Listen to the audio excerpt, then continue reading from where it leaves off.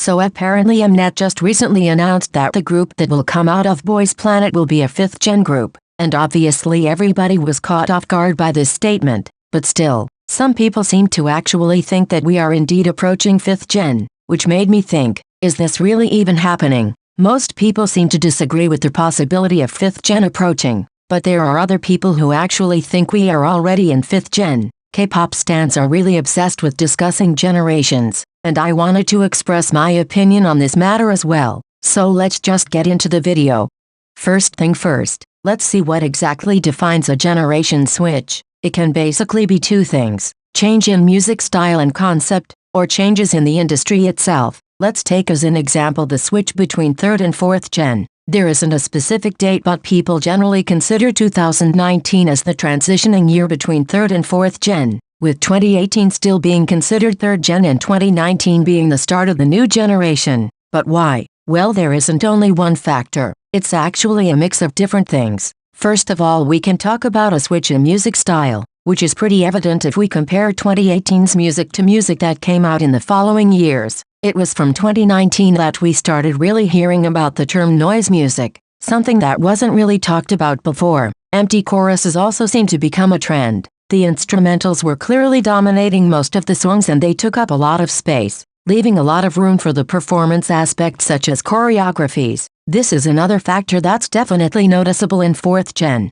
Choreographies seem to matter more than vocals, and most songs tend to have dance breaks. 4th gen is definitely a dance-focused generation, and you just can't compare 4th gen groups like Luna, ITZY and Stray Kids to 3rd gen groups like Blackpink, BTS and Red Velvet and not see the huge difference. It's not like 4th gen groups are necessarily better performers, it's just that the performance aspect is definitely the most prominent. Another aspect we need to consider is the age of the members. Young members have always debuted in K-pop groups, even in 2nd gen. But it was usually just 1 or 2 members who were particularly young while the others were adults. In 4th gen we started seeing groups debuting with most members being minors, and some groups like New Jeans debuting with every single member being a minor. Another difference is present in how girl groups are being more targeted towards other girls instead of guys. I made a whole video about how the girl group market has shifted, and nowadays it really seems as if most girl groups are trying to appeal to other girls and are becoming an inspiration for the new generation of K-pop stans.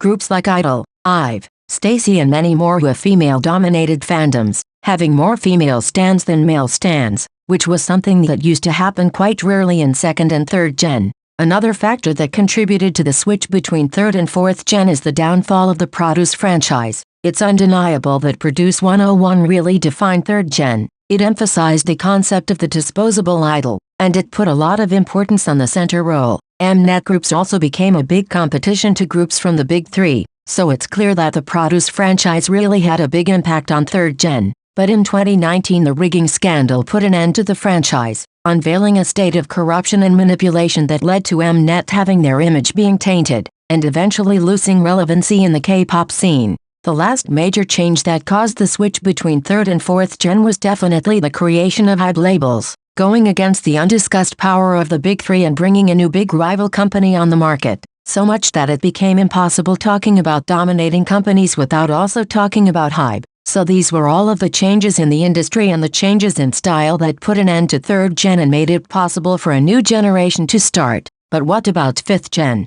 We've been talking about the major factors that caused the switch between 3rd gen and 4th gen. As you can see, there were quite a few noticeable changes. Now, if you stop and think about it, you'll realize that there hasn't been any big change that could possibly lead to the beginning of 5th gen. Groups that debuted in the last year don't feel that different from groups that debuted back in 2020. Of course, there might be some new concepts that are particularly popular now and that weren't that popular back then, but groups as a whole don't feel that different. There are only 2 factors that I think could be the start for the formation of a new generation. The first factor is virtual idols. We've started seeing this since aespa debuted with their AI members. Then Superkind debuted with 1 virtual member. Just recently they added a 2nd virtual member, and in the future they plan on adding more. Then we have Mave, a group entirely made of AI members. I think this could become a trend that could potentially dominate the upcoming generation. But so far it's still an exception and we can't say it's a trend yet. A second factor that can surely lead to 5th gen is the downfall of the big 3 as we know them,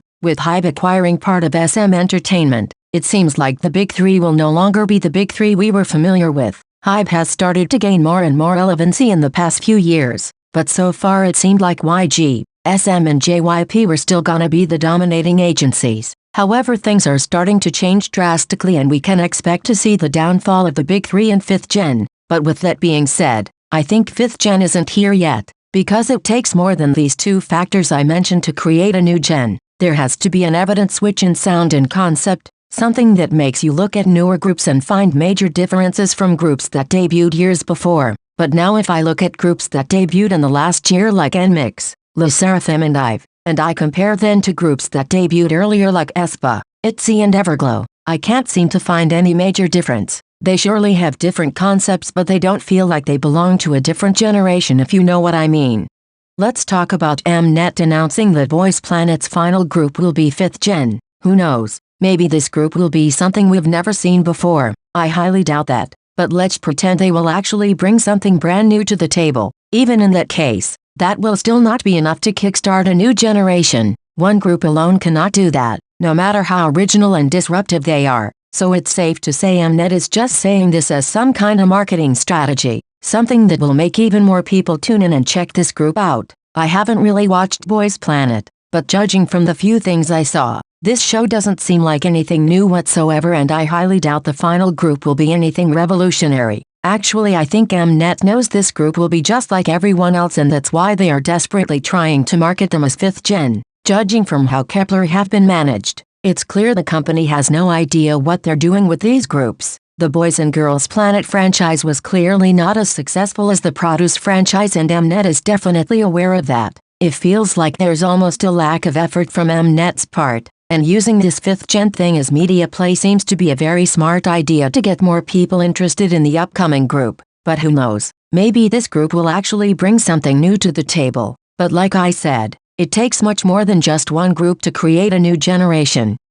We are still clearly in 4th gen. I don't think there's any doubt about this. The major thing to take into consideration is that 3rd gen is still going strong. Of course, there are more and more 3rd gen groups that are disbanding and are losing popularity, but the biggest K-pop groups are still 3rd gen groups. 4th gen has only recently started taking over, as we've seen that 4th gen groups really dominated during this award season, winning over most of the 3rd gen groups. We're also seeing 4th gen groups dominating the charts and breaking many records that once belonged to 3rd gen groups. So it's safe to say 4th gen is really taking over.